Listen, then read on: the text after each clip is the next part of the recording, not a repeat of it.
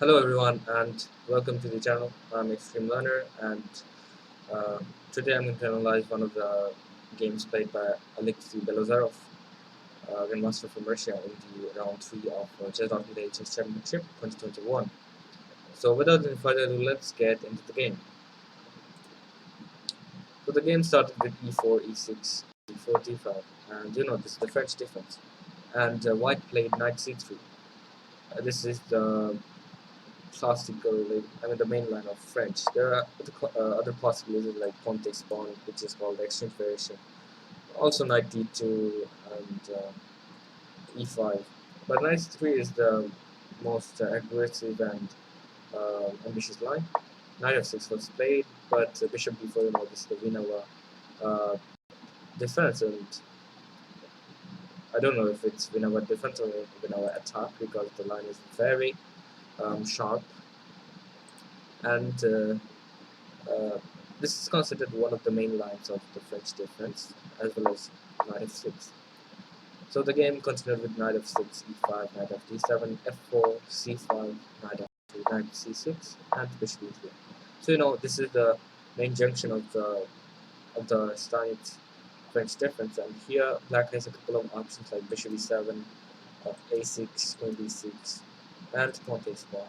Here black opted for the cd4 line, knight takes c4, of course not bishop takes d4, white wants to keep the bishop pair, knight d4, bishop c5, queen d2, castles, and long castle. And here black played a6, black do something on the king side with b5, d4, a5, a4, some attacks because white has more space on the king side and he will eventually launch devastating attack if black doesn't do anything. Queen f2 was played, an important move, um, giving more defense to this d4 star. Bishop takes d4, bishop takes d4, and b5. So here you can see that white has the bishop there, and black didn't took the bishop right away. He played b5, so white is saying, alright, he didn't took the bishop pair, okay, I will keep it. I have full faith in my double bishops. So he played bishop e3, b4, and knight a4. This is also a very important move. Knight b1 and knight e2 are just bad moves because then a5, a4 comes immediately. But knight on a4 is actually blocking those attacks. a5 was played, h4, bishop a6, h5. This is quite thematic, like this h-pawn role has become quite popular after the arrival of Alfazio, as he implemented this idea quite a lot of times. Bishop takes f1, rook h takes f1, f6. Black needs to open up the center. h6 was played, and here black played um, not the best move, but okay, he played g6. Maybe e5 was a better idea here, even though after h the position is very unclear. I would probably choose white here. So after g6, white played knight d6, exchanging the pieces. Rook b8, knight d7, queen d7, and bishop c5. And you can see that white's control over the dark squares are, I mean, are out of words. Like black is just, it might seem very frustrating to play with black because um, white can basically stop all of black's ideas in this position. And okay, black's only hope is in the queen side, but even that doesn't seem to work that much for him. Okay, first of all, this rook is under attack, so he needs to do something. Rook f7 was played, and here ef6.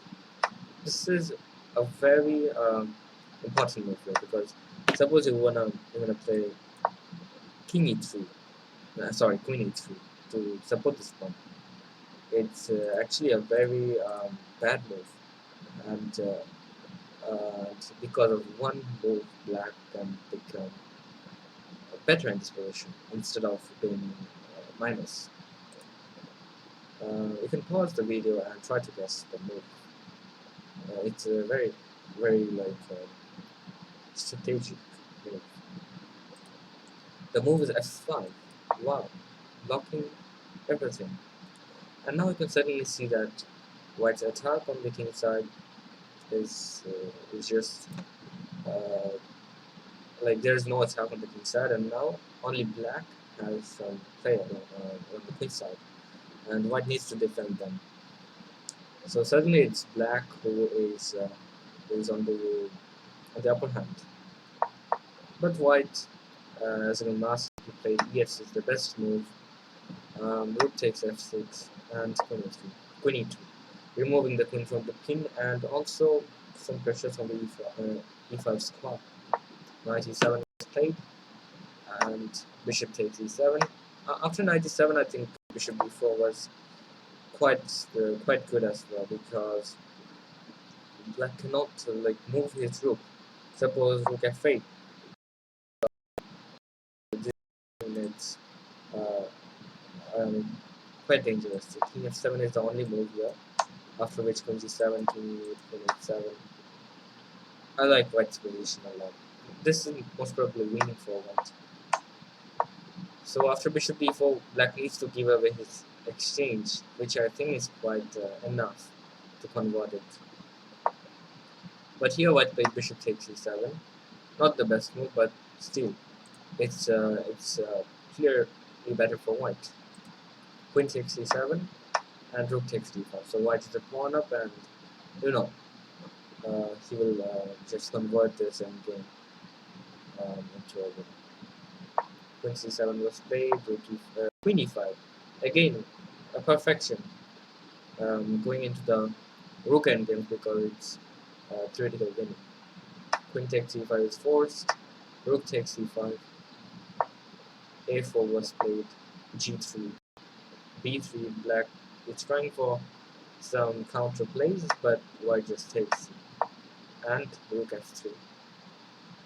Again, you see that if you take this rank and some pressures along with the g3 pawn, you need to play with g1, and you know it's not that much comfortable to convert this.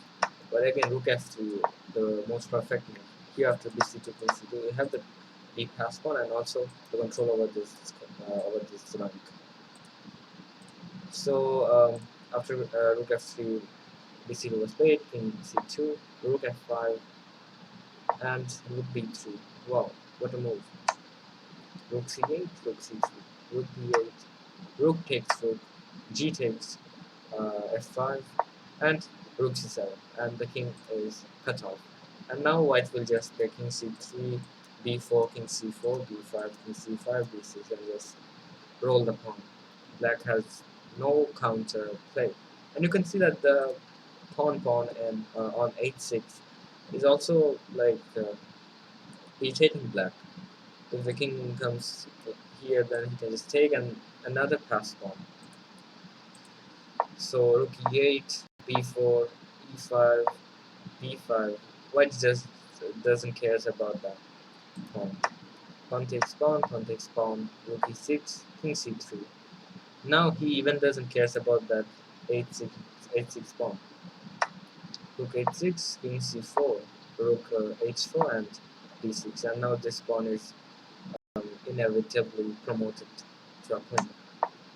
Rook f4 check, king c5, rook f1, and b7. And check and promote to a queen. Okay, you know, this is a winning position for white because the pawns are, um, I mean, not that much uh, far away from the king. So it's winning. King d4, king g5, king e3, and black resigning his position in view of king f2 and king g2, and then they slowly attack all the pawns and take it, and eventually win the game. So a very smooth game, strategic game. At first, it might seem like okay, white will launch an attack on the king side, but then after h6, white slowly turned the game into a technical game, and he slowly played the end game and won the game. A very nice strategic game from where we can learn a lot. And yeah, hope you have enjoyed the analysis of this wonderful game. And the link of this game and the tournament is given below in the link so that you can follow more of his games. Thanks for watching.